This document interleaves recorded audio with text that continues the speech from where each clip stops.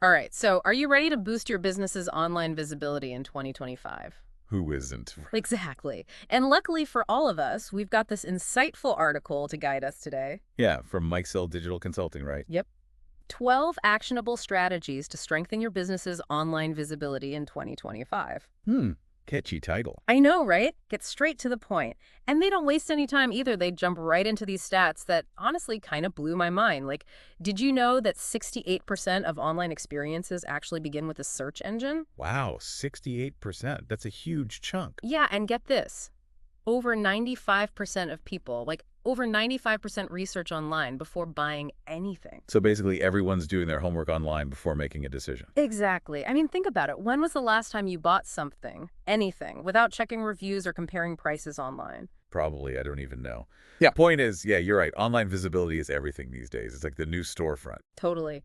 And that's why this article is such a goldmine. It breaks down these 12 strategies into a few key areas, a lot about AI and personalization and all that good stuff, which we'll get into. Right, all those buzzy topics everyone's talking about. But certainly, they start with the foundation.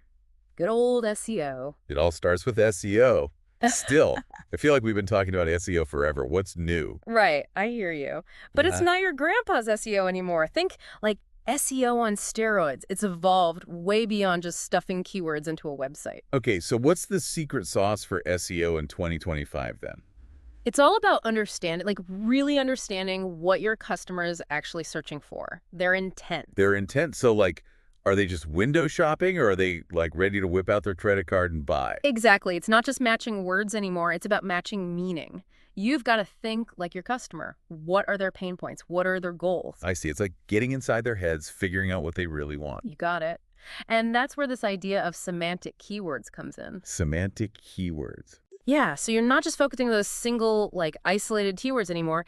Instead, you're targeting these broader topics, these clusters of related phrases to basically paint a complete picture for Google. So Google can understand, hey, this page, this is the absolute best answer for what this person is looking for. So instead of just focusing on, like, SEO tips, which is, pretty broad, Yeah, you might target something more specific, more intentional, like how to improve small business SEO rankings in 2025. exactly. It's specific, it shows intent, and honestly, it's just way more helpful, Yeah. It's like instead of just shouting random words into the void, you're having an actual conversation with Google. And by extension, you're having that conversation with your potential customers. You're speaking their language. Right. But here's another thing.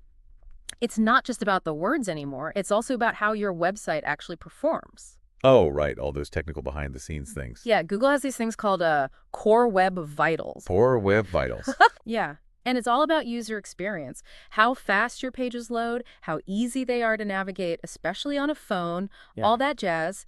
Because if your website takes forever to load, people are going to bounce. They're going to go somewhere else. Ugh, yeah, who has the patience for a slow website these days? Right. And if Google sees people like bouncing off your site, it's going to think your site's not a good answer to what people are searching for. So your rankings are going to plummet. So making sure your website loads quickly and is easy to use, those are non-negotiables. Absolutely. You've got to optimize for those core web vitals. And on that note, we've got to think about voice search and visual search too. Ah, right, because people aren't always typing in their search queries anymore. Exactly. They might be using their phones to search, like, hey, Siri, find me the nearest coffee shop that's open late. Or they might use Google Lens to snap a picture of a product they want to buy. So how do we optimize for that? Do we need to, like, sprinkle voice commands throughout our content? Not quite, but it's all about understanding how people are using these tools. Think natural language. Think about the questions people are actually asking. So SEO in 2025, it's more about understanding intent than ever before, providing a smooth user experience and optimizing for how people are actually searching. Bingo. It's about being the best answer on the right platform at the right time. Sounds like a tall order. It is, but don't worry, the article goes on to talk about content, and this is where it gets really interesting. Because it's not just about churning out blog posts or social media updates anymore. It's about standing out from the noise, right? Yeah. Especially with everyone and their grandma creating content these days. Exactly. You need to position yourself as a trusted expert in your field. And that takes a whole different approach. They call it EEAT. EEAT. What's that? Some new diet fad. It stands for experience, expertise, authoritativeness, and trustworthiness. Okay, so it's not a diet. Nope, it's about building your online reputation. Both Google and your audience need to see that you know what you're talking about. So it's like showing your credentials, proving you're legit. Exactly. Instead of like a quick listicle, those 5 quick social media tips kind of things, you're better off going deep with something more substantial, more valuable, like mastering Instagram's algorithm in 2025, a data-driven strategy. It's about quality over quantity. Yeah. It's about providing real value to your audience. Right. And why does this matter? Because authority builds trust. And trust is everything online. People are bombarded with information. They need to know who to believe. Like, who do you trust more? The random person on the street or the doctor with years of experience? Exactly. If people see you as a credible source, they're way more likely to visit your website, they'll actually read your content, and ultimately, they're more likely to become customers. So build that authority, build that trust. Couldn't have said it better myself. And that actually brings us to social media, which is the next big piece of the online visibility puzzle. But that's a conversation for another time. All right, so last time we were talking about SEO and content and building that all-important authority online. But now we're moving on to what? Those secret ninja tactics. Well, maybe not ninja tactics, but definitely some strategies that often get overlooked. Ooh, I love the overlooked stuff. It's like finding hidden treasure, right? So spill the beans. What's the first overlooked gem? Let's talk about reviews. Reviews, really. Isn't that like marketing 101? I mean, we all check reviews before, trying a new restaurant or buying something online. What's the big revelation here? Well, it's not just about getting reviews. It's about managing your entire online reputation. The article really emphasizes that because reviews, they're like social proof. There's the roof rip, yeah. I mean, like amplified. Potential customers, they're way more likely to trust the experiences of other people who are just like them, more than like anything you say about yourself. Right. Okay, so it's not just about like plastering your website with those 5-star reviews. Right. It's about actively encouraging those reviews. Ah, I see. So like, don't be shy about asking happy customers to leave reviews. Exactly. Tell them to spread the love on Google, Yelp, wherever it makes sense for your business. And don't forget those industry-specific sites, too. Right, makes sense. But what about the not so glowing reviews, the negative ones? Ah, yes. Those can be a bit trickier. Do we just like ignore those and hope they go away? Ignoring them is actually the worst thing you can do. How you respond to negative reviews, that speaks volumes about your business. Okay, so what's the right way to handle those? Be professional.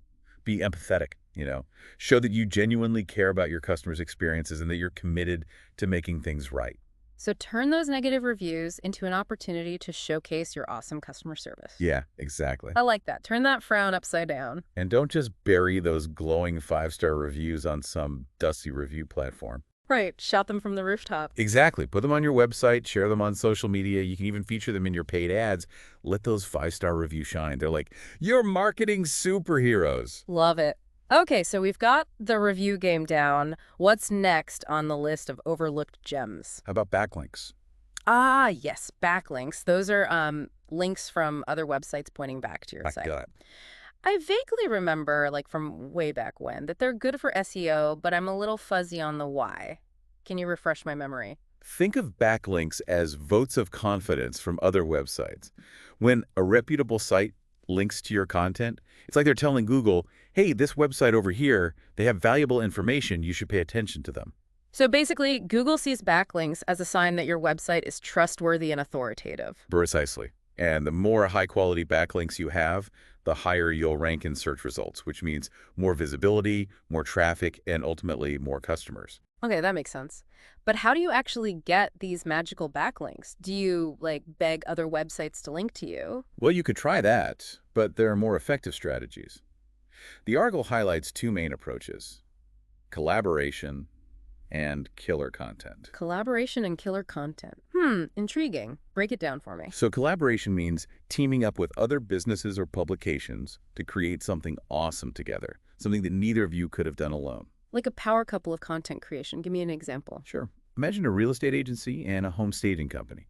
They could team up to create, let's say, an ultimate guide titled 10 Secrets to Selling Your Home Faster. Ah, I see. Both businesses reach a wider audience, they both get to showcase their expertise, and they potentially even generate leads from each other's networks. Exactly. It's a classic win-win scenario. And collaboration isn't just limited to content creation. Think joint webinars, contests, maybe even in-person events. The possibilities are endless. Okay, I love that. And killer content, what does that look like? It's about creating content that is so insightful, so valuable, so engaging that other websites naturally want to link to it. So original research, data-driven insights, thought leadership pieces, all that good stuff. You got it. It's about becoming the go-to resource in your industry, the website everyone wants to cite and reference. Okay, so become the Beyoncé of your industry. Got it. But what if you need a quicker boost in visibility? Something a little more immediate, like a shot of espresso for your online presence. Well, in that case, PPC advertising might be your best bet. PPC, that's pay-per-click, right? Where you pay to have your ads show up at the top of search results or on other websites. Exactly. It's like renting a billboard on the digital highway. But isn't that the one where you can, like, blow your entire marketing budget in a matter of hours if you're not careful? It's true. PPC can be a bit of a wild beast if you don't know what you're doing. But the article emphasizes strategic targeting and optimization. You need to be laser focused on who you're trying to reach and make sure your ads are seen by the right people. Okay, so using the right keywords is obviously important, but what else? Well, think about the intent behind those keywords. Intent. So, like, are they just browsing or are they actually ready to buy? Exactly. Target keywords that suggest someone is further down the sales funnel, more likely to convert into a paying customer. For example, instead of bidding on a broad term like office chairs, try something more specific, like best ergonomic office chairs under $300. Ooh, I see the difference. You're targeting people who are ready to make a purchase, people who are actually searching for those specific features and are probably willing to spend that amount. You got it. And don't underestimate the power of AI. A lot of the optimization process, like bidding strategies, can be automated these days. So AI can help ensure that your ads are seen by the right people at the right time and all for the right price. Exactly. You're not just throwing money into the void, you're investing strategically. So we're not just paying for clicks, we're paying for results. I like that. But even with laser-focused targeting, you still got to make those ads stand out, right? Especially with all the noise online these days. Absolutely. Think eye-catching visuals, compelling ad copy, and interactive elements. You want to grab attention and make people want to click. Are we talking about those Google Discovery ads that like blend seamlessly into a user's browsing experience? Or are those super engaging TikTok Spark ads that leverage, the power of short form video? Those are great examples. It's all about standing out in a crowded digital space. Okay, PPC is awesome for reaching a wider audience, but what if you're a local business? Like a restaurant or a shop? How do you attract customers who are like physically nearby? That's where local SEO comes in. Local SEO. Okay, so make sure your Google business profile is all up to date, right? All your business info, hours, photos, all that good stuff. Exactly. That's your digital storefront. Make it shine. And what about content? Should we be like shouting out our address in every blog post? Not quite, but you can create content that targets specific neighborhoods or communities within your service area. They call it hyperlocal content. Hyperlocal content. Interesting. So like a cafe partnering with a local events website to promote their venue for meetups, or a bookstore hosting a poetry slam featuring neighborhood poets. Exactly. It's all about making your business relevant to the community you serve. And speaking of relevance, let's talk about first-party data. Okay, first-party data. That sounds a little technical. Can you break it down for me? Sure, it's simply the information that you collect directly from your audience through their interactions with your website, your app, your online platforms. So things like email addresses, browsing history, purchase history, all that juicy stuff. Exactly. And with those pesky third-party cookies going away, first-party data is becoming like the gold standard for personalized marketing. Right. It's about knowing your audience, not just guessing. But how do you actually gather this first-party data? Do you just like ask nicely? Well, asking nicely is a good start, but there are more, shall we say, strategic approaches. Think valuable content in exchange for email signups, or maybe interactive quizzes, surveys, polls. Make it fun, make it engaging, make it worth their while to share their information. Got it. And once you have this treasure trove of data, what do you do with it? Bury it in the backyard? Definitely not. You use it to segment your audience into different groups based on their interests, behaviors, demographics, all that good stuff. And then you tailor your marketing messages accordingly. Ah, it's all about that personalization, giving people what they want when they want it. But even with the most brilliant strategies, you're still kind of flying blind if you're not tracking results, right? You're absolutely right. Data is king. And the article really stresses the importance of using analytics to monitor your online performance and find those areas where you can improve. Are we talking about those heat maps and session recordings? Those tools that let you see how people are actually interacting with your website? It's like Big Brother, but for marketing, right? That's one way to put it. You can see where people click, where they scroll, even where they hesitate. And those insights, they're invaluable. They can help you optimize your website's design and the entire user experience. It's like being a fly on the wall, but instead of eavesdropping on conversations, you're observing digital behavior to make your online presence more effective. And setting the right KPIs is crucial too, right? We need to be measuring the stuff that matters. You bet. Don't get caught up in those vanity metrics, like just website traffic or social media followers. They don't tell the whole story. So what should we be focusing on? Look at the metrics that actually measure real business outcomes. Think customer lifetime value, conversion rates, and of course, return on investment. Because at the end of the day, it's not just about being seen, it's about being effective. Right, you got it. And in this ever-changing digital world, what worked yesterday might not work tomorrow. Adaptability is key. The article even talks about keeping an eye on AI innovations, experimenting with new technologies like AR and VR, and never stop learning. It's about staying ahead of the curve and embracing change and being willing to, adapt your strategies as needed. The digital landscape is like this crazy, constantly evolving ecosystem. You got to evolve with it if you want to survive. Survival of the fittest. Digital edition. Exactly. Okay, we've covered a lot of ground here. Everything from reviews to backlinks, PPC advertising, first-party data, analytics, and, oh yeah, the importance of staying adaptable. But there's one final strategy that we haven't touched on yet. And what's that? Strategic partnerships. So strategic partnerships, this is where we tap into that whole it takes a village mentality, right? It's all about collaboration. The article talks about teaming up with other businesses to reach a wider audience, share resources, and basically create some magic together. This synergy, I love it. But how do you actually build these strategic partnerships? Well, the article highlights a few different approaches. One is content collaboration. Ah, content collaboration. So pooling your expertise and insights to create something awesome that neither of you could have done on your own. Exactly. They gave this example of a real estate agency partnering with a home staging company to create this ultimate guide, something like 10 secrets to selling your home faster. Makes sense. The real estate agency gets to tap into the home staging company's audience and vice versa. Right, and they both establish themselves as experts, and they might even, generate leads from each other's networks. It's a win-win for everyone involved. And content collaboration, that's just one way to do it, right? What are some other ways to build these partnerships? Think about cross-promotions, like joint webinars, contests, maybe even in-person events. Ooh, in-person events. Those are always fun. Imagine a local boutique teaming up with a nearby coffee shop for a sip and shop event. The boutique gets more foot traffic, the coffee shop sees a bump in sales, and they both get introduced to a whole new audience. Exactly. It's about building community, creating buzz. And speaking of community, the article also talks about leveraging referral networks. Referrals, those are the holy grail of marketing, right? Nothing beats a personal recommendation from someone you trust. Absolutely. And the article suggests offering, incentives for those referrals, like maybe reciprocal backlinks or even discounts for anyone who books both services. So a wedding photographer could partner with a local florist, offering a discount to anyone who books both, right? Exactly. Yeah. It's creating this mutually beneficial ecosystem that helps everyone involved. Okay, so we've reached the end of our deep dive into online visibility in 2025. And honestly, I'm feeling pretty inspired. It's a lot to take in, but it's definitely exciting stuff. It's definitely a dynamic landscape, but like we've seen, there are so many tools and strategies available to help businesses not just survive, but really thrive.